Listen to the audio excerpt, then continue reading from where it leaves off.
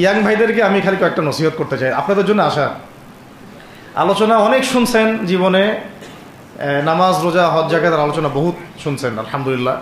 তো এখনও যদি আপনারা নামাজ রোজা হজ জাকাত তাসবিহ তাহলিল জিকির আজগার কোরআন তেলাওয়াত আখলাক ঠিক করা, মুরব্বীদের পরামর্শ নিয়ে চলা, ওলামায়ে কেরামের সাথে থাকা, এইগুলো যদি এখনও ঠিক না হয়ে থাকে তাহলে ভাই আপনাদেরকে আমি একদিন সময় দিচ্ছি, ঠিক করেন। আপনি কয়দিন সময় দিলাম? একদিন সময় দিচ্ছি, আপনি ঠিক করে নেন, সব নামাজ ঠিক করে নেন, নিজের গুনাহের জন্য তওবা করেন, হারাম রিজিক থাকলে ছেড়ে দেন, পরিবার না গড়ে থাকলে পরিবার গড়েন, তারপরে রিজিকে হারাম থাকলে ছাড়েন, আপনার সন্তানকে মানুষ করেন, মুহাক্কিক বরেণ্য আলেমদের সোহবতে থাকেন, ওলামায়ে কেরামের সাথে থেকে হাত শক্তিশালী করেন, মাদকের সাথে থাকলে ছাড়েন, গান বাজনার সাথে থাকলে ছেড়ে দেন, যত কবিরা গুনাহ সব ছাড়েন, ছেড়ে নিয়াত করেন যে আগামী যদি আমি 10 বছর বাঁচি 10 বছর, 20 বছর বাঁচলে 20 বছর, 100 বছর বাঁচলে 100 বছর আল্লাহর জন্য ঢেলে দিব ইনশাআল্লাহ। এটা আলোচনা আর আমি নতুন করে করতে যাচ্ছি না, অনেক আলোচনা এগুলো হয়েছে। আলোচনা শুরু হচ্ছে কোত্থেকে? এখন আমাদের কাজ আছে একটা। আমাদের কাজ 1 নম্বর কাজ হচ্ছে এখন পরিবর্তিত বাংলাদেশে কোনো ভারতীয় দালালকে আর জায়গা না দেওয়া, একদম সাফ কথা। বরং প্রত্যেকটা ডিপার্টমেন্টে যেখানেই তারা লুকিয়ে আছে ঘাপটি মেরে, এই প্রত্যেকটা ভারতীয় দালালকে এখান থেকে বের করতে হবে। এটা আমি একা বললে আমি পারবো না, আপনি একা বললে আপনি পারবেন না।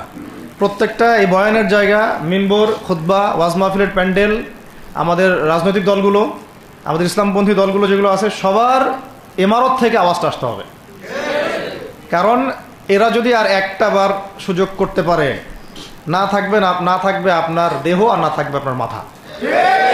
এখনই তো আপনাকে হুমকি দিচ্ছে, যে কোনো সময় একটা একটা করে গুপ্ত হত্যা করবে এরা। তার আগে চট্টগ্রামে সাইফুল ইসলাম ভাইকে, এক ভাইকে, এটার বিচার এখনো হয় নাই। কিন্তু যারা মারছে ওদের পক্ষ নিয়ে আমরা আবার সংখ্যালঘুর স্লোগান তুললাম। এ কেমন সংখ্যালঘু যে আমার ভাইকে জবাই করে হত্যা করে? হ্যাঁ, সংখ্যালঘু নির্যাতন তো হচ্ছে ভারতের এক একটা মসজিদ তারা ভাঙতেছে এখন। এটা একটা লক্ষণ। আস্তে আস্তে ওর মানচিত্র মসজিদের মতোই ভেঙে খান হয়ে যাবে ইনশাআল্লাহ। এরা যেমন অখণ্ড ভারত চায়, আমরা অখণ্ড ভারতই চাই। আমরা চাই অখণ্ড ভারত হবে কালিমা লা ইলাহা ইল্লাল্লাহ মুহাম্মাদুর রাসূলুল্লাহ। আপনারা তো মনে করেন যে ভারত আমাদেরকে ঘিরে রাখছে, তাই না? আসলে ভারতকে আমরা ঘিরে রাখছি। এই দিক থেকে আমরা, এই দিক থেকে চায়না, এখান থেকে নেপাল, এখান থেকে ভুটান, এখান থেকে মায়ানমার, এখান থেকে পাকিস্তান, আর তার চেয়ে বাপ আছে না? ওদের সাথে কেউ পারছে এই পর্যন্ত? ভাইরা নিজেদেরকে গড়ে নিচ্ছে, এখন গোছাচ্ছে। এখন কথা হচ্ছে, আমরা একটা কাপুরুষতার পরিচয় দিচ্ছি। নেপাল ওকে টাইম দেয় না, ভুটান টাইম দেয় না, মায়ানমার টাইম দেয় না, চায়না তো দেয়ই না, আর আমরা তাকে একেবারে প্রভুর আসনে বসায় রাখছি। আমরা কি দিছি? আমরা ইলিশ দেই, আমরা ট্রানজিট দেই, আমরা রেল দেই, আমরা বন্দর দেই, আমরা আর কি দেই? গ্যাস তো দেই মাশাআল্লাহ। তারপরে পণ্যগুলো তো দিচ্ছি, গার্মেন্টস দিয়ে দিচ্ছি, আমাদের প্রশাসনের মধ্যে লোকজন দিয়ে দিচ্ছি, কর্মী শ্রমিক দিয়ে দিচ্ছি। এই জন্যই তো বলি, কেন সে স্ট্যাটাস দেয় যে এই স্বাধীনতা তার স্বাধীনতা। এটাই তাহলে কারণ। তার মানে তারা আমাদের সার্বভৌমত্বটাকে স্বীকার করে না, তাই না? তারা যদি আমাদের স্বাধীনতা সার্বভৌমত্বকে স্বীকার করতোই তাহলে তো এরকম স্ট্যাটাস দিত না, দিত কি? তো এখন কথা হচ্ছে, আমরা মাথা নত করার জাতি না। আমাদের নবী মুহাম্মদ সাল্লাল্লাহু আলাইহি ওয়াসাল্লাম মাথা উঁচু করে দাওয়াতি কাজ করছেন। মার খেলেও কখনো তিনি মাথা নিচু করেন নাই। সাহাবায়ে কেরাম রাদিয়াল্লাহু আনহুম আজমাইন মাথা উঁচু করে দাওয়াতের কাজ করছেন, কারো সামনে মাথা নত করেন নাই ইল্লাল্লাহ, আল্লাহ ছাড়া। মার খেয়েছেন, হিজরত করতে হলে হিজরত করেছেন, কখনো মানুষ গালি দিয়েছে, গালি সহ্য করেছেন, কখনো মদিনা চলে যেতে হয়েছে, দেশ ছাড়তে হয়েছে, দেশ ছাড়ছেন, আবার কখনো ইসলামী রাষ্ট্র কায়েম করতে হয়েছে, রাষ্ট্রও কায়েম করছেন। জিহাদ করার দরকার, জিহাদও করছেন, কেতালের দরকার, কেতালও করছেন, আস্তে আস্তে মক্কা বিজয় করছেন, করেন নাই? সিরাত পড়তে হবে, সিরাতের ধারাগুলো আমাদেরকে বুঝতে হবে। এখন আমরা তো তার উত্তরসূরি, আমরা তাদের উত্তরসূরি। প্রথম কথা হচ্ছে আমরা আমাদের নতজানু মনোভাবটাকে আগে ত্যাগ করতে হবে, 1 নাম্বার। আর অতীতের জীবনের যে ভুল ত্রুটিগুলো দ্রুত সংশোধন করতে হবে। মানে এখন আর আমাদের হাতে অনেক লম্বা সময় আছে এমন না, বিষয়গুলো কত কি যে দ্রুত হয়ে যাবে আপনি হয়তো ভাবতেও পারবেন না। বিশ্বটা খুব দ্রুত চেঞ্জ হচ্ছে। এই অল্প সময়ের মধ্যে ভাইরা দাঁড়ায় গেছে, অল্প সময়ের মধ্যে দেখলেন যে পরিবর্তন হয়ে যাচ্ছে। তারপরে আপনি কয়দিন পরে দেখবেন ইনশাআল্লাহ যে এই আপনার অবস্থাও পরিবর্তন হবে ইনশাআল্লাহ। তখন এরা আবার কি বলবে? যোদ্ধা। তখন ঠিকই বলবে যোদ্ধা। এখন বলতেছে বিদ্রোহী, বলতেছে। তো একটা বিষয় আগে বলে নেই, এটা বোঝার দরকার আছে যে দেখেন যে অবস্থা চলতেছে সেখানে কিন্তু আমাদের তাবলিগের মেহনতটা মূল না, সেখানে আমাদের মেহনতটা মূল, তাই না? বিষয়টা ওখানে তো সবাই, ওখানে বোম পড়তেছে, ওখানে কি সবাই তাবলিগের মেহনত করবে? হাতে নেওয়া ফরজ। এটা বোঝার জন্য আপনার তো মুফতি হওয়ার দরকার নেই। হ্যাঁ, আবার তখন কি শুধু তাবলিগটা ফরজ ছিল, না ওদের হামলা প্রতিরোধ করা ফরজ ছিল? ফরজ ছিল।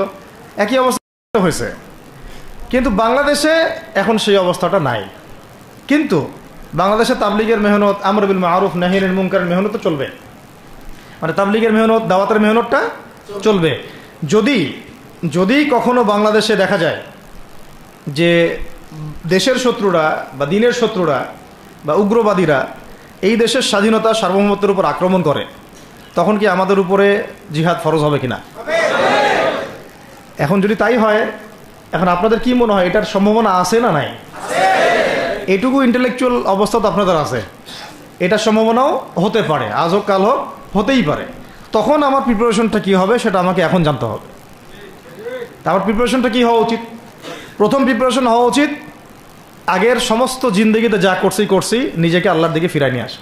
এটা প্রথম কাজ। যে আল্লাহর দিকে ফিরে আসা নেই, তার সাথে না জিহাদের সম্পর্ক আছে না কিতালের কোনো সম্পর্ক আছে, সে তো আল্লাহর পথেই নাই। তো প্রিয় যুবক ভাইরা, আগে প্রথম কথা হচ্ছে আগে আপনি আল্লাহর দিকে ফিরে আসেন, 1 নাম্বার। দ্বিতীয় কথা হচ্ছে এরপরে আমাদের প্রয়োজন শারীরিক প্রস্তুতি। শারীরিক প্রস্তুতি যেমনটা বললাম যে কোনো অবস্থাতেই আলেম ওলামাদেরকে, দায়ীদেরকে, মুফতিদেরকে, মুহাদ্দিসদেরকে, মাদ্রাসার শিক্ষকদেরকে, খতিবদেরকে ভিতরে ঢুকতে দেওয়া যাবে না। কারণ আপনাদেরকে যদি ভিতরে নিয়ে যাওয়ার স্কোপ পায় তারা নতুন করে আবারও কেউ, তাহলে আর সুস্থ রাখবে না, তো ফিজিক্যালি আপনি ঠিক থাকতে পারবেন না। অতএব একটা সামাজিক প্রতিরোধ গড়ে তুলতে হবে সবসময়। মানে একটা এলাকার মধ্যে একজন আলেম আছেন, সেই আলেমকে এলাকা থেকে নিতে পারবে না, তাকে নেওয়ার আগে 100 জনের উপর গুলি চালাইতে হবে, এমন একটা মুভমেন্ট থাকতে হবে। প্রতিবাদ না করলে আপনি বান্দরবনে যান, বান্দরবনের পাহাড়ি এলাকায় গিয়ে কোন একটা পাহাড়ি লোককে উঠাই নিয়ে আসেন, দেখি কত বড় সাহস আছে আপনার। আর্মি পর্যন্ত পারে না। কে পারে না? সেনাবাহিনী পারে না। পারে? পাহাড়িরা ওখানে ঐক্যবদ্ধ হয়ে যায়, ওদের মহিলারা ঝাড়ু নিয়ে সামনে চলে আসে। এই আমাদের বান্দরবনের কথা বলতেছে। ওখানে যে কুকিচিং একটা ফ্রন্ট গঠন করছে সশস্ত্র বিদ্রোহীরা, ওই অংশটুকুকে নিয়ে একটা মাস্টার প্ল্যান আছে ওদের। ওই অংশটুকুতে তারা একটা খ্রিস্টান রাজ্য বা আলাদা একটা পাহাড়িদেরকে নিয়ে একটা রাষ্ট্র প্রতিষ্ঠা করতে চায়। এটা ওদের স্বপ্ন আর কি। এই উদ্দেশ্যে তারা হাঁটতেছে এবং তারা অস্ট্রেলিয়ার ভাষায় কথা বলে। ওখানে তারা পতাকা বানাইছে, মানচিত্র বানাইছে, এমনকি লাস্ট টাইম আমরা ওখানে গিয়ে শুনলাম যে মুদ্রাও নাকি বানাচ্ছে। মুদ্রা হাসতেছেন? বিষয়টা কত ডিপ। আমাদের রাষ্ট্রে যে কত সমস্যা, আর জানি না যারা দায়িত্বে আছে তারা কি করতেছে, আসলে কোন দিকটা সামাল দিচ্ছে। অর্থনৈতিক দিকটা দেখবে, না এই পাহাড়ি এলাকার সমস্যাগুলো মেটাবে, নাকি আমাদের মুসলিম উম্মার অভ্যন্তরীণ সমস্যাটা মেটাবে, না শহীদ ভাইদের খবর নিবে, না পঙ্গু ভাইরা যারা পড়ে আছে হাসপাতালে তাদের খবর নিবে? সিনেমা দেখতে বসে গেছে। কোন আক্কেলে সিনেমা দেখেন আপনি? আপনার সিনেমা দেখার সময় কোথায়? আপনার সিনেমা দেখার সময় কোথায়? এই যে যতগুলো ভাই শহীদ হয়েছে তাদের পরিবারের খোঁজখবর নেওয়া লাগবে না? এবং যতগুলো ভাই এখন হাসপাতালে কাতরাচ্ছে তাদের সঙ্গে হাজার হাজার ছাত্র ভাই, তাদের চিকিৎসা করানো লাগবে না? যত মানুষকে গুম করা হয়েছে ওদেরকে মুক্ত করা লাগবে না? তারাও তো জানে এটা অন্যায়, এবং যারা করে তারাও বলে এটা অন্যায়। জানেন, যারা করে তারাও বলে এটা অন্যায়। এবং আমাকেও বলেছিল যে, আমি জিজ্ঞাসা করেছিলাম যে আমাকে যদি মানে প্রকাশ্য কোর্টে চালান করে দেওয়া হয় এবং জাতির সামনে বলা হয় যে আমাকে গুম করা হয়েছে, এবং এরপর যদি বলা হয় যে আমাকে গুম করার পরে কোনো রকমের নেগেটিভ কিছু পাওয়া যায় নাই তাই আমরা ছেড়ে দিয়েছি, এই কথাটা কি বলা যাবে কি যাবে না? তারা বলছে যে না, এটা বলা যাবে না, কারণ এই কাজটা তো মানবতা বিরোধী অপরাধ, এটা করলে তো বললে তো সবাই আবার বুঝে ফেলবে। তো এই হলো অবস্থা। ওখানে আমরা বুঝেছি যে বাংলাদেশের প্রশাসনে দুইটা ভাগ আছে। একটা ভাগ হচ্ছে মারাত্মক রকমের ইসলাম প্রিয় এবং দেশপ্রেমিক, মাশাআল্লাহ, আমরা তাদেরকে স্যালুট জানাই, মাশাআল্লাহ। কিন্তু আপনারা ভুল জায়গায় শ্রম দিচ্ছেন, আপনারা ভুল জায়গায় মেধা, শ্রম এবং আপনাদের জীবন নষ্ট করতেছেন। আপনাদের থাকা দরকার ছিল ওলামায়ে কেরামদের সাথে, তাহলে আপনাদেরকে টক্কর দিয়ে কেউ সামনে যেতে পারতো না। আপনারা খালিদ বিন ওয়ালিদ হতে পারতেন আমাদের, আপনারা কিন্তু ওমর ইবনুল খাত্তাব হতে পারতেন। ওইখানে ঢুকে আপনারা শুধুমাত্র দুনিয়ার স্বার্থে সব নষ্ট করতেছেন। আমাদেরকে বলা হচ্ছে হুজুর বদদোয়া করিয়েন না, হুজুর ছেড়ে দিচ্ছেন, আমাদেরকে বদদোয়া দিয়েন না আবার বের হয়ে। আমাদের চাকরি এটা, ডিউটি এটা। এক ভাই আমাকে কোরআন এনে দিয়েছিল, নির্জনতা, তো ওখানে নির্জনতার সঙ্গে হচ্ছে কোরআন, কোরআন এবং নামাজ। তো এক ভাই দেখেছে আমি একটু নির্জন, মন খারাপ বসে আছে, একটা কোরআন নিয়ে এসে দিয়েছে, হুজুর কোরআন পড়েন আপনি, মন ভালো হবে। আরেকজন এসে কোরআন নিয়ে চলে গেছে। কোরআন পড়ে ওখানে যদি আপনি আবার উল্টাপাল্টা কিছু করেন, ওদের নিয়ম নাই কোরআন দেওয়ার, কোরআন দেওয়ার কি নাই, নিয়ম নাই। তো এই হলো অবস্থা। কথা হচ্ছে যে এই ভাইদেরকে মুক্ত করাও তো তাদের কাজ ছিল। যে ওলামায়ে কেরামদের একজনের উপরে 3টা 4টা 5টা 10টা করে মামলা এখনো ঝুলতেছে, তাদেরকে মুক্ত করা উচিত ছিল না? আর এই পুরো জুলুমের পিছনে যত জালেম ইনভলভ ছিল তাদেরকে আইডেন্টিফাই করে ভিতরে ঢুকানো উচিত ছিল না? হয়েছে সব কিছু?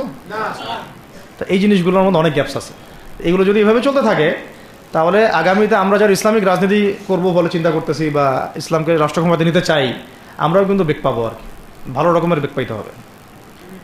আর বিগত সময় আমরা অনেক ভুল করছি, যেমন মন খারাপ করেন না, এগুলো আমরা ভুল করছি। এই যে আমরা সেকুলারদেরকে অনেক বিশ্বাস করে ফেলছি, ওদের সাথে জোট করতে গেছি, ঠিক আছে, ওদেরকে আমরা ভাই বোন করার চেষ্টা করছি।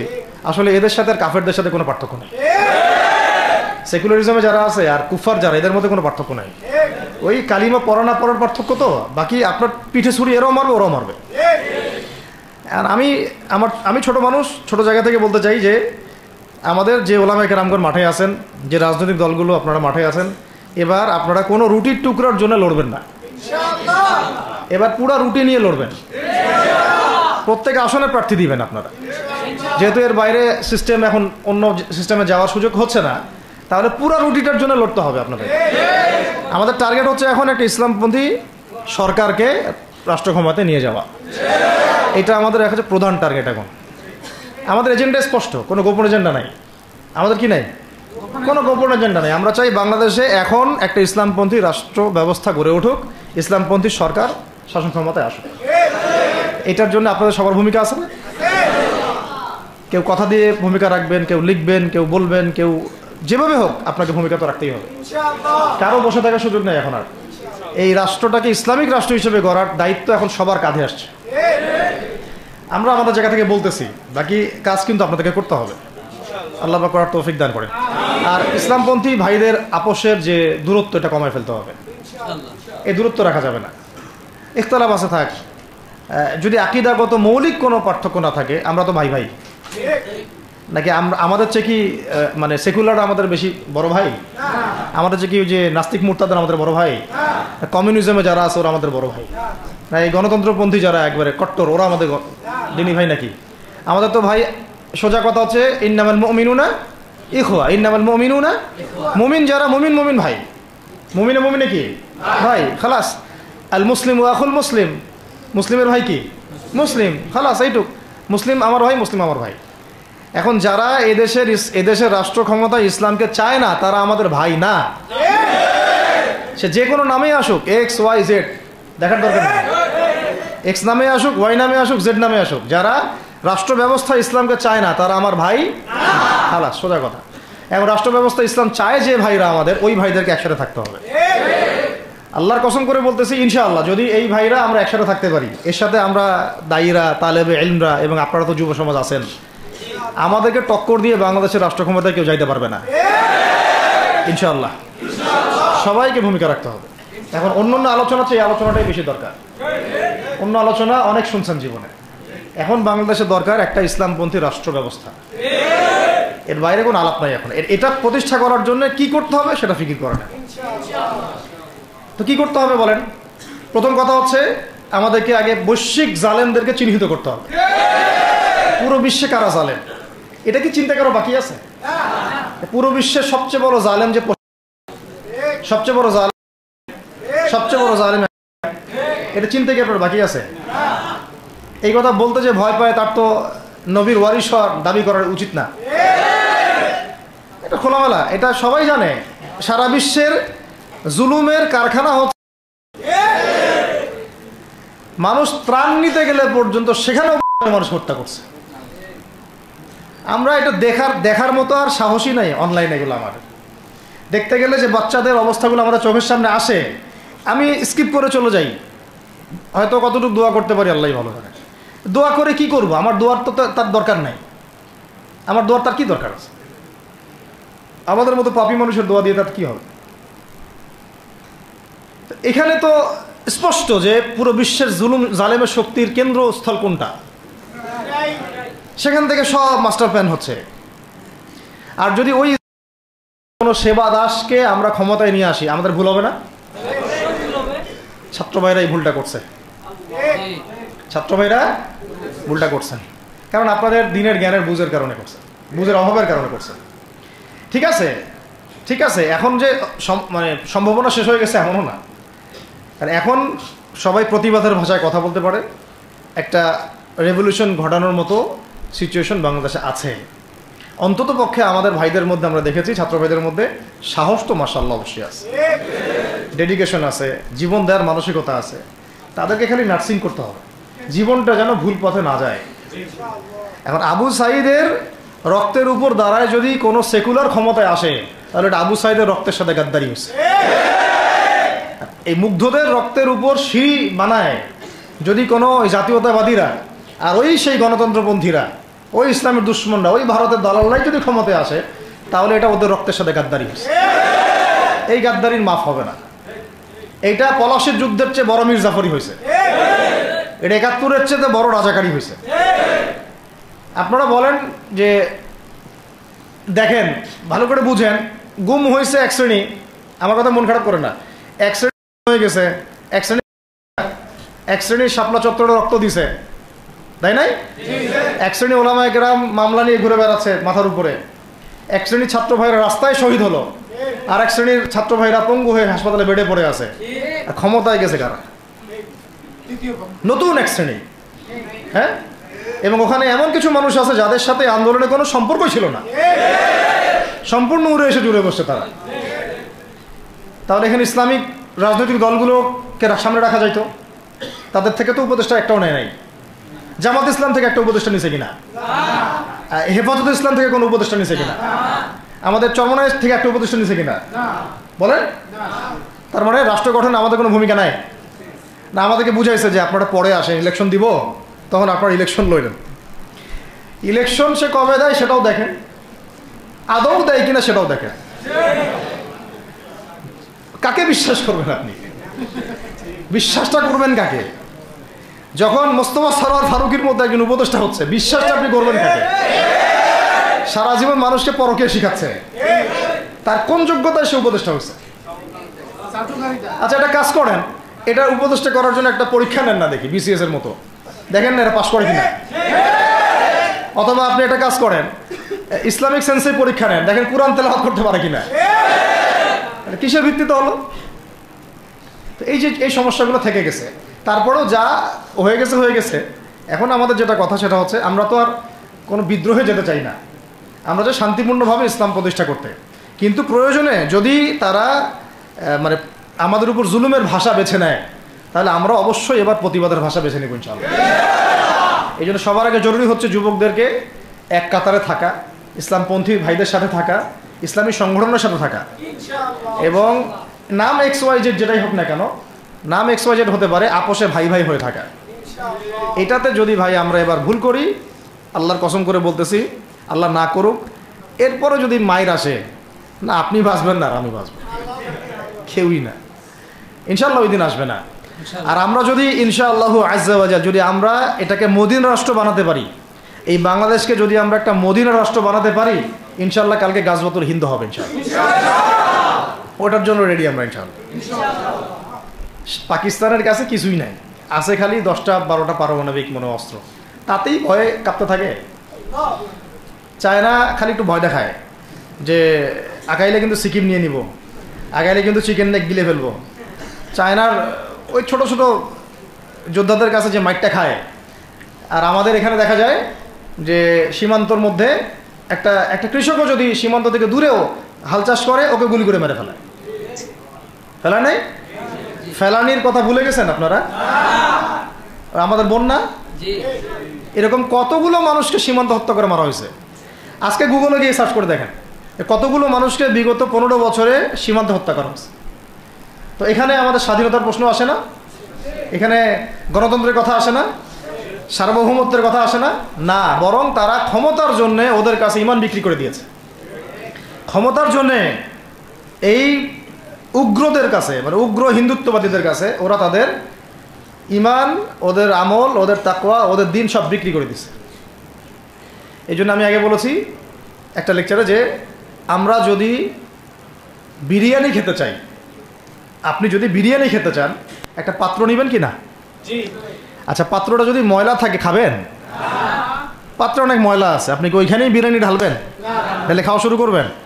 সবার আগে আপনি কি করেন? এটাকে ধোন, পরিষ্কার করেন, তাই না? বাংলাদেশকে যদি আপনি ইসলামী রাষ্ট্র হিসেবে করতে চান, আগে এই দেশের মধ্যে যে পয়জনগুলো আছে এগুলোকে দূর করতে হবে, সমস্ত পয়জনকে ধুয়ে সাফ করতে হবে। তারপরে যে খেলাফা বা শরিয়া বা ইমারা যেটাই আসুক, ইমারা এক জিনিস, খেলাফা আর এক জিনিস। আমি এক কথায় বোঝাচ্ছি ইসলামী রাষ্ট্র ব্যবস্থা, ইসলামী রাষ্ট্র ব্যবস্থা। যদি ইসলামী রাষ্ট্র ব্যবস্থা তারপরে আসে, জমিন সাফ করার পরে, তখন সেটা সাস্টেইন করবে ইনশাআল্লাহ। আর যদি ময়লার মধ্যেই ইসলামী রাষ্ট্র কায়েম করতে চান, তখন হবে উদাহরণটা এরকম যে আপনি এই নোংরা ড্রেনের মধ্যে নেমে গায়ে সাবান মাখা শুরু করছেন, হাততে কোনো লাভ হবে না, বরং ওই নোংরাই আপনাকে খেয়ে ফেলবে। ঠিক আছে? ডেমোক্রেটিক সিস্টেমের মধ্য দিয়ে যদি আমাদের ভাইরা ক্ষমতা যেতে পারে, যাক না, সমস্যার কিছু নাই। এটা কতটুকু জায়েজ না জায়েজ, হালাল হারাম, সুন্নাত, এইদিকে আমি যাচ্ছি না। এবং এটা নিশ্চিত তারাও জানে এটা সুন্নাত না, তারাও জানে এটা কি না, সুন্নাত পদ্ধতি না। কারণ রাসূলুল্লাহ সাল্লাল্লাহু আলাইহি ওয়াসাল্লাম দাওয়াতের মধ্য দিয়ে এবং সশস্ত্র যুদ্ধের মধ্য দিয়ে মক্কা বিজয় করেছেন। দাওয়াতের মধ্য দিয়ে তিনি মদিনা রাষ্ট্র কায়েম করেছেন। তারপরে মদিনা রাষ্ট্রকে বেস করে আস্তে আস্তে আরও রাষ্ট্রকে এক্সপ্যান্ড করেছেন। বদর, উহুদ, খন্দক, খায়বার এগুলো হয়েছে, আস্তে আস্তে মক্কা বিজয় হয়েছে। মূল ছিল আগে মদিনা রাষ্ট্রটা কায়েম করা। তো আমরা যে কোনোভাবেই হোক মদিনা রাষ্ট্রটা আমাদের কায়েম করতে হবে আগে, তারপরে ইনশাআল্লাহ তাআলা দেখবেন, হ্যাঁ, ওই অখণ্ড ভারত আমরাও কায়েম করবো ইনশাআল্লাহ। সংখ্যা দিয়ে কিচ্ছু না, ওদের সংখ্যাকে আমরা ভয় পাই? ওদের সংখ্যাকে ভয় পাওয়ার কিচ্ছু নাই, সংখ্যাকে ভয় পাওয়ার কিচ্ছু নাই।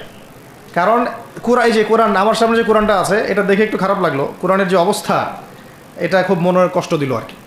কোরআনটা হবে চকচকা, এটা দেখে বোঝা যাচ্ছে এটা অনেকদিন কেউ পড়েই নাই। আপনাদের বাসার যদি কোরআনের এই হালত হয়, তাহলে আমাদের দ্বারা দিন কায়েম হবে না। আপনার কোরআনের হালত হবে এমন যে কোরআনে এক বিন্দু পরিমাণ কোনো ময়লা নাই, প্রত্যেক দিন আপনার হাতের স্পর্শেই ময়লা দূর হয়, তখন এই কোরআন আপনার পক্ষে কথা বলবেন ইনশাআল্লাহ। তো ভাই, কোরআনের কাছে চলে আসেন, আর দেরি করেন না, সময় নাই। আল্লাহ পাক সবাইকে কবুল করেন, আমিন। এই মসজিদগুলোকে কাজে লাগান, এখানে তালিমি বৈঠক চালু করেন প্রত্যেক সপ্তাহে। আমি যদি প্রত্যেক মাসে রংপুরে আসি, প্রত্যেক মাসে সময় দেবো ইনশাআল্লাহ।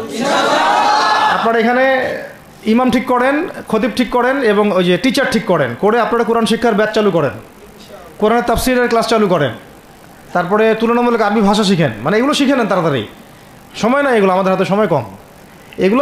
এগুলো আজকে থেকে 10 বছর আগেই শেখা উচিত ছিল, তাই না? কিন্তু আমাদের এই সেকুলার শিক্ষা ব্যবস্থা আপনার জীবন থেকে 20 বছর কেড়ে নিছে। 20 বছর পড়াশোনা করার পরে আমি চ্যালেঞ্জ করতেছি, এই যে লাখ লাখ টিচারকেও যদি আপনি কোরআন তেলাওয়াত ধরেন, সহি বলতে পারে না, অথচ তারা জাতির শিক্ষক হয়ে বসে আছে। তো সেকুলার শিক্ষা ব্যবস্থাটা আমাদের জীবন থেকে পুরা ইসলামের হকটাকে নষ্ট করে ফেলছে। আপনার অধিকার ছিল যে আপনি একজন স্কুলের স্টুডেন্ট, আপনি কোরআন পড়তে পারবেন। আপনি একজন কলেজের স্টুডেন্ট, আপনি কোরআনের তাফসীর করতে পারবেন। আপনি একজন ইউনিভার্সিটি পাস করেছেন, আপনি হাদিসও পড়তে পারবেন, এবারও তো দিতে পারবেন, এরাও দিতে পারবেন। এটা আপনার হক ছিল, কিন্তু এই হকটা নষ্ট করছে কারা? এই সেকুলার শিক্ষা ব্যবস্থা নষ্ট করে ফেলছে। এখন তো কিছু করার নাই, তো এটাতে আমাদের দোষ কি? আমাদের দোষ হচ্ছে আমরাই তো তাদেরকে ভোট টোট দিয়ে উপরে উঠেছিলাম। আমাদের বাপরা উঠাইছে, আমাদের বাবারা উঠাইছে, তার বাবার উঠাইছে। তা আমরা তো ওই সময় ইনসাফ করি নাই, ফল আমাদেরকে ভোগ করতে হয়েছে। আপনি এই প্রসঙ্গটা দুটো কথা বলেই ফেলি, নাহলে আমি মানে হকাদায় হয় না। একটা মুসলিম ঘরের ছেলে, তার অধিকার নাই প্রাইমারি স্কুলে গিয়ে সে কোরআন শিখবে? আচ্ছা, আমাদের মৌলিক অধিকার কি? খাদ্য, বস্ত্র, বাসস্থান, শিক্ষা, চিকিৎসা, 5টা বলি না? তো কোরআন আমার মৌলিক অধিকার না? মুসলিম পরিবারের সন্তান আমি, কোরআন আমার মৌলিক অধিকার না? তারপর প্রাইমারি স্কুল আপনাকে শিখায় নাই, হাই স্কুল আপনাকে শিখায় নাই, এমনকি কারমাইকেল শিখাইছে আপনাকে, বেগম রোকেয়া বিশ্ববিদ্যালয় শিখাইছে? এরাও শিখায় নাই। এমনকি বিসিএস ক্যাডার হচ্ছেন কোরআন ছাড়াই, ডক্টর হচ্ছেন কোরআন ছাড়াই, ইঞ্জিনিয়ার হচ্ছেনও কোরআন ছাড়াই। এমনকি শিক্ষা কমিশন গঠন হচ্ছে, ওই কমিশনের লোকদেরও কোরআনের জ্ঞান নাই। টকশোতে এসে আবার ঠিকই পটর পটর করে, কোরআনে পড়তেও পারে না, টকশোতে এসে পটর পটর করে। এই তো বিগত 10 বছর তো টকশোর বছর ছিল, খালি টকশো, দেখেন নাই? আলোচনা আলোচনা আলোচনা, একটা ন্যারেটিভ তৈরি করা হচ্ছিল ইসলাম নিয়ে। যারাই কথা বলবে এরাই জঙ্গি, এরাই মৌলবাদী, এরাই সন্ত্রাসী। হ্যাঁ, তো কীভাবে মানুষের ব্রেন ওয়াশ করা হয়েছে। আমি আসলে অবাক হয়ে গেছি এই ঘটনাতে, জুলাইয়ের ঘটনায়, যে যুব সমাজকে ধ্বংস করার জন্য তারা 20 বছর ঢেলে দিছে, ওই যুব সমাজই তাদেরকে পিটাই বের করছে। আল্লাহ পাকের কি পরিকল্পনা! আপনাদেরকে ধ্বংস করার জন্য 20 বছর ধরে তারা সিলেবাস কারিকুলাম করছে। আপনাদেরকে শরৎচন্দ্র পড়াইছে, বঙ্কিমচন্দ্র পড়াইছে, হুমায়ুন আহমেদ পড়াইছে, হুমায়ুন আজাদ পড়াইছে, হ্যাঁ শেক্সপিয়ার পড়াইছে, আর কত কি পড়াইছে। কোরআন পড়তে দেয় নাই, নামাজের স্বাধীনতা দেয় নাই, পর্দার স্বাধীনতা দেয় নাই। আমাদের বোন পর্দা করে পরীক্ষা দিতে গেছে, নিকাব খুলে ফেলা হয়েছে, কি করে নাই। কিন্তু ওই ছাত্র জনতার হাতেই পিটানি খাইতে হয়েছে। আল্লাহ পাকের দেখছেন কি একটা মিরাকেল, আল্লাহ পাকের কি মানে কুদরত, ক্যারিশমা। ঠিক কিরকম হয়েছে জানেন? ঘটনাটা হয়েছে এরকম যে ফেরাউনের ঘরেই মূসা আলাইহিস সালামকে আল্লাহ পাক বড় করছে। মাশাআল্লাহ। তো আপনাদেরকে ধ্বংস করার জন্যই কিন্তু এই পলিসিগুলো অ্যাপ্লাই করা হয়েছিল। এখন যে আল্লাহ পাকের রহমতে আপনারা বিপদে যান নাই, আলহামদুলিল্লাহ। এখন যেটা আল্লাহ পাক বোঝার তৌফিক দিচ্ছেন, দেখেন আপনারা কোরআন শিখতে পারতেন, এখানে পারেন নাই। শিক্ষা কমিশনের মধ্যে কোরআন নাই। শুধু তাই না, দেখেন 360 জন এমপি মন্ত্রীকে আপনি বসায় দেন, 360 জন এমপি মন্ত্রীকে বসায় তাদের সবাইকে শুধু কিচ্ছু না, আমি বলবো খালি সূরা ফাতিহা তিলাওয়াত করতে বলেন। পারলে শুধু মমতাজ পড়তে পারে নাকি? কারণ তার তো বুখারী মুসলিম সিয়াসিটা পড়া আছে, ওটা পড়া ছিল আর কি, এটা পড়া ছিল, তো হয়তো সে পারতে পারে। না পারলে তো ভালো, খারাপ কিছু না, ঠিক আছে। তো বাকি কেউ কিন্তু পারে না। আর বেশি দিয়ে না, অল্প না, ঠিক আছে, শেষ করতেছে। তো এখন প্রিয় ভাইরা, এখন কথা অনেক হয়ে গেছে। মূল কথা হচ্ছে যে আমাদেরকে এখন একটা নতুন উদ্দেশ্য নিয়ে, টার্গেট নিয়ে, একটা মিশন নিয়ে আগামীকাল থেকে পথ চলতে হবে ইনশাআল্লাহ। প্রথম গন্তব্যটা কি? আমরা বাংলাদেশকে একটা মদিনা রাষ্ট্র কায়েম করতে চাই। সেটা যদি করতেই হয় তাহলে আমাকে কার আদলে করতে হবে, কার সুন্নতে করতে হবে? নবী মুহাম্মদ সাল্লাল্লাহু আলাইহি ওয়াসাল্লামের তরিকায়। এবং তার তরিকার প্রথম কাজটাই হচ্ছে আগে ইলম শিখতে হবে। কি শিখতে হবে? এই মসজিদগুলোকে কাজে লাগান, মাদ্রাসাগুলোকে কাজে লাগান। এবং 2 নম্বর হচ্ছে ইলম একা একা শেখা যাবে না। ইলম একা একা শেখা যাবে না। 20 বছর তো আপনি একা পড়াশোনা করেন নাই, প্রতিষ্ঠান ছিল, ওস্তাদ ছিল, তাই না? টিচার ছিল, আপনার একাডেমিক কারিকুলাম ছিল। ঠিক ওই রকমই দিনের ইলমও একা একা শেখা যাবে না, ওস্তাদ লাগবে। এবং আলহামদুলিল্লাহ আমাদের বাংলাদেশে ওস্তাদদের অভাব নাই, আলহামদুলিল্লাহ। প্রত্যেক জেলায় জেলায়, উপজেলায়, সব জায়গাতেই মুহাক্কিক বরেণ্য আলেমগণ আছেন, আলহামদুলিল্লাহ। অ্যান্ড আপনি খুঁজে বের করবেন কে মুহাক্কিক আলেম। আমি কিছু মানে তাদের বৈশিষ্ট্য বলতে পারি যে তারা নিজেকে জাহির করেন না, বিনয়ী হন, অহংকারী হন না। তারা এত বেশি আইওয়াশ শোডাউন এত পছন্দ করেন না, নিজেকে আড়াল করার চেষ্টা করেন, হক কথা বলতে তারা ভয় করেন না। এবং তারা অনেক গভীর জ্ঞানের অধিকারী হওয়া সত্ত্বেও অনেক বেশি বিনয়ী হন আর কি। এগুলো দেখে আপনি চিনবেন, ঠিক আছে? আমাদের সালাফরা তো বলতেন যে মুহাক্কিক মানুষকে পাবেন 2 জায়গায়, এক হচ্ছে মাটির তলে, আরেকটা হচ্ছে জেলখানায়, ঠিক আছে? তো যাই হোক, এখন অনেক বরেণ্য উলামায়ে কেরাম আমাদের সমাজে আছেন। তাদের যে কারোর সাথে অন্তত একজনের সাথে নিসবত রাখেন, অন্তত একজনের সাথে নিসবত রাখেন, ঠিক আছে?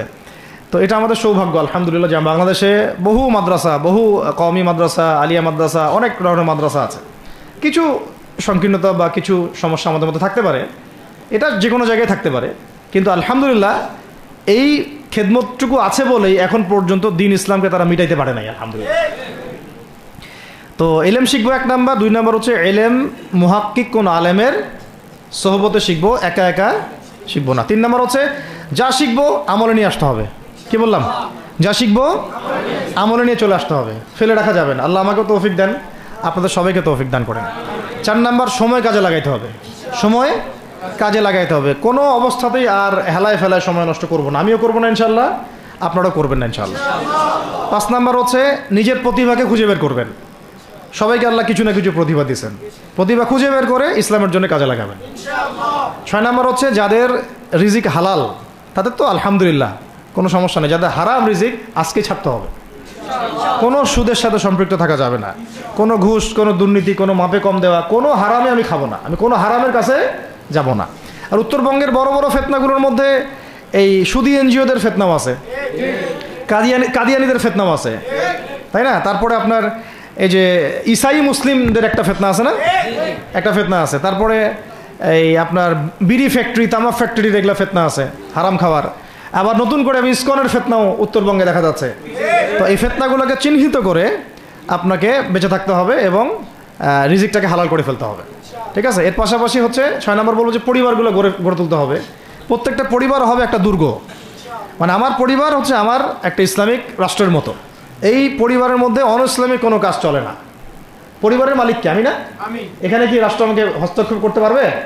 তা আমার পরিবার আমার কন্ট্রোলে চলবে, একদম ইসলামিক অনুশাসন অনুযায়ী চলবে, ডানে বামে নড়তে পারবে না। এভাবে আপনাকে শক্ত থাকতে হবে। 7 নম্বর হচ্ছে এখন থেকে তাবলিগের কাজ সবাইকে করতে হবে। কতটুকু করবেন? যতটুকু আপনি জানেন, যতটুকু আপনি জানেন। যেটা জানেন না ওইটা নিয়ে কথা বলার দরকার নেই। আর সমাজে কিছু ইখতলাফি মাসালাগুলো আছে যেগুলোকে নিয়ে কিছু মানে মোটা বুদ্ধির মানুষেরা আর কি মসজিদগুলো ভাগ করে ফেলে, ঠিক আছে? এই পাল্লায় পড়া যাবে না। ইখতলাফি মাসালাগুলো সাহাবীদের যুগ থেকেই ছিল, এগুলো নিয়ে মতবিরোধের সুযোগ নাই। এটা তার কাছে এই মাসালাটা অথেন্টিক মনে হয়, সে আমল করতেছে, করুক। আমার কাছে এই ফিকহের আলোকে এটা বেশি অথেন্টিক মনে হয়, আমি এটা আমল করতেছি। এগুলো নিয়ে কোনো রকমের আর দ্বন্দ্বে যাবেন না। বরং আমরা এখন ঐক্যবদ্ধ হব কিসের ভিত্তিতে? আমরা ঐক্যবদ্ধ হব আকীদা, আমল এবং মানহাজের ভিত্তিতে। আমাদের আকীদা আহলুস সুন্নাহ ওয়াল জামাআর আকীদা থাকবে, আমল থাকবে সাহাবীওয়ালা আমল, এবং মানহাজ থাকবে আমরা সালাফদের আদলে বাংলাদেশে দিন কায়েম করতে চাই, খালাস। আর যারা দিন কায়েমের কথা বলবে না ওদের সাথে আমার ঐক্য হবে না। কি হবে? দিন কায়েমের কোনো ফিকির নাই, তার সাথে আমার ঐক্য হবে কিভাবে? তার ফিকির আছে শুধু মসজিদ নিয়ে আর অন্য কিছু নিয়ে, তার দল নিয়ে বা তার মানে আরও তো আছে অনেক কিছু আর কি, এইগুলো নিয়ে। তো ওইগুলো বাদ দিলাম। এই আমর বিল মারুফের কাজ সবাইকে করতে হবে এবং একই সাথে সবাইকে এখন থেকে প্রতিবাদী হতে হবে, অন্যায়ে নিষেধ করতে হবে। এলাকায় অন্যায় হতে দিবেন না আপনারা। এলাকার মধ্যে জুয়া খেলবে কেন? আপনারা প্রতিবাদী হবেন। এখানে গাঁজা খাবে কেন? আপনি প্রতিবাদী হবেন। মাদকের আকারা হবে কেন? আপনারা প্রতিবাদ করবেন। এখন তো আপনি পুলিশ প্রশাসনের অপেক্ষায় বসে থাকার সময় নাই তো এখন আপনার। একজন নেককার, মুত্তাকি, পরহেজগার মানুষ প্রত্যেকটা এলাকায় থাকা দরকার। আপনাদের মধ্যে একটা জামাআ বা কমিউনিটি থাকা দরকার, মানে একটা অ্যাসোসিয়েশন থাকা দরকার যারা ওই এলাকাকে সংস্কারের কাজ করবে ইনশাআল্লাহ। অথবা বৃহত্তর সংগঠন যেগুলো আছে বাংলাদেশে তাদের অঙ্গ সংগঠন হিসেবে আপনারা কাজ করতে পারেন। আল্লাহ পাক তৌফিক দান করেন। মানে একটা চেইন অফ কমান্ড গড়ে তুলতে হবে দেশব্যাপী। এটা অলরেডি আছে এবং নতুন করেও যদি কেউ চায় যে আমি কিছু অ্যাসোসিয়েশন করব যেটা আমর বিল মারুফের কাজ করবে, নাহিল মুনকারের কাজ করবে, তাহলে এটা করতে পারেন ইনশাআল্লাহ। আর এর সাথে আমি বলবো যে আমাদের জান, মাল, সময়, শ্রম, কটা কথা বললাম? জান, মাল, সময় এবং শ্রম। জান, আমাদের মাল, আমাদের সময়, আমাদের শ্রম, এই 4টা জিনিসকে আল্লাহর জন্য ওয়াকফ করে দিতে হবে। দুনিয়াতে মুসাফির আমরা, দুনিয়াতে কি আমরা মুসাফির। আমাদেরকে পাঠানোই হয়েছে আল্লাহর ইবাদত করার জন্য। এবং শুধু একা ইবাদত করবো কেন? আমি কি স্বার্থপর? আমার পরিবারটাও করতে হবে। এবং শুধু পরিবার কেন করবো? আমার সমাজটাও করতে হবে, আমার রাষ্ট্রটাকেও করতে হবে। কারণ রাষ্ট্রীয় কাঠামোতে ইসলাম না থাকলে আমি সমাজ চেঞ্জ করতে পারবো না। আসলে সহজ কথা, সব কথা কিন্তু ওই গোড়াতে গিয়ে ঠেকতেছে। কারণ রাষ্ট্র ব্যবস্থায় যদি ইসলাম না যায়, রাজনীতির মধ্যে ইসলাম যদি না যায় এবং একটা ইসলামিক শরিয়া ভিত্তিক বা ইমারা ভিত্তিক রাষ্ট্র যদি কায়েম না হয়, এই শব্দগুলো হয়তো তারা বুঝে না। মানে ইসলামী একটা রাষ্ট্র ব্যবস্থার কাঠামো যদি না থাকে তাহলে আপনি ব্যাংকিং সিস্টেমকে সংস্কার করতে পারবেন না, সুদের মধ্যে সংস্কার আনতে পারবেন না, শুধু এনজিওর বিরুদ্ধে আপনি কোনো পদক্ষেপ নিতে পারবেন না, আপনি সমাজের এই যে ফাসাদ, নোংরামি এগুলো বন্ধ করতে পারবেন না, আপনি এই যে কাদিয়ানি মতবাদের বিরুদ্ধে কিছু করতে পারবেন না, ওদের অর্থনৈতিক ডানা আপনি কাটতে পারবেন না, ওদের পলিটিক্যাল সাপোর্ট আপনারা কাটতে পারবেন না। তারপরে ওই জায়গায় ইসলাম না গেলে এই সাংস্কৃতিক আগ্রাসনগুলো কাটাতে পারবেন না। পাশের প্রতিবেশী রাষ্ট্রদের যে আগ্রাসী ভূমিকা, এগুলোর ব্যাপারে আপনি কোনো পদক্ষেপ নিতে পারবেন না। তাই ওই জায়গা পর্যন্ত যদি না যেতে পারি আমরা, তাহলে কথাগুলো শুধু বলাই হবে, কোনো বাস্তবায়ন হবে না। অতএব আমাদের মূল কাজ একটা, এখন ওই উপরের লেভেলে ইসলামকে নিয়ে যাওয়া। এই কাজগুলোর মধ্য দিয়ে আমরা ইসলামকে নিয়ে যাবো ইনশাআল্লাহ তাআলা। আর সর্বোপরি আসন্ন সময়গুলোতে যখন ওলামায়ে কেরাম, আমাদের বরেণ্য আলেমগণ, আমাদের বরেণ্য ওস্তাদগণ এবং আমাদের তুল্লাবরা, আমাদের জামাআগুলো, আমাদের ইমারাগুলো এবং আমাদের ইসলামী সংগঠনগুলো, তারা যখন মাঠে থাকবে, তখন তাদেরকে একা ছেড়ে দেওয়া যাবে না। মই দিয়ে গাছে উঠায় মই টানা যাবে না। শাপলা চত্বরে এই কাজটা করছেন আপনারা, কিন্তু শাপলাতে কিন্তু এই কাজটা হয়েছে। ওখানে কিন্তু এতগুলো ভাইয়ের ওখানে শহীদ হওয়ার কথা ছিল না, এত সহজ ছিল না বিষয়টা। কিন্তু কিছু ভাই ছিল ওখানে আমাদের সাথে প্রতারণা করেছে, মই দিয়ে আমাদের কিন্তু মই টেনে নিছে, আমাদেরকে উপরে উঠাই দিছে। এরপর থেকে তো কত জেল, কত জুলুম, কত মামলা মোকদ্দমা, কত গুম হয়ে গেল। শাপলার পর থেকে হিসাব করেন তো। এবার এই ভুলগুলো আর করতে যায় না, এই মুনাফিকিগুলো আর কেউ করতে যায় না আল্লাহর ওয়াস্তে। আপনারা ওলামায়ে কেরামদের সাথে থাকেন, হাত শক্ত করেন, মই দিয়ে আবার গাছে উঠায় মই টানে নিয়েন না। আমি কি বুঝাতে পারছি? বুঝতে পারি নাই মনে হয়। অর্থাৎ ওলামায়ে কেরামগণ যখন মাঠে থাকবেন, ইসলামী সংগঠনগুলো যখন মাঠে থাকবে, আপনাদেরকে আমরা পাশে চাই। পাশে পাবো তো ইনশাআল্লাহ। আল্লাহ পাক যেন আমাদের সবার এই আওয়াজকে কবুল করেন। আমি আল্লাহ পাক আমাদেরকেও কবুল করেন, আমাকে কবুল করেন, আপনাদের সবাইকে কবুল করেন। আমাদের গন্তব্য একদম স্পষ্ট, হয় খেলাফা না হলে শাহাদা, হয় খেলাফা না হলে শাহাদা। ইনশাআল্লাহ তাআলা দুটোর যেটাই হোক না কেন আমরা সফল। আল্লাহ পাক আমাদের সবাইকে এই কথাগুলো বোঝার ও আমল করার তৌফিক দান করেন। أقول قولي هذا أستغفر الله لي ولكم ولسائر المسلمين. بارك الله لنا ولكم بالآية الحكيم إنه تعالى جواد كريم والرؤوف الرحيم.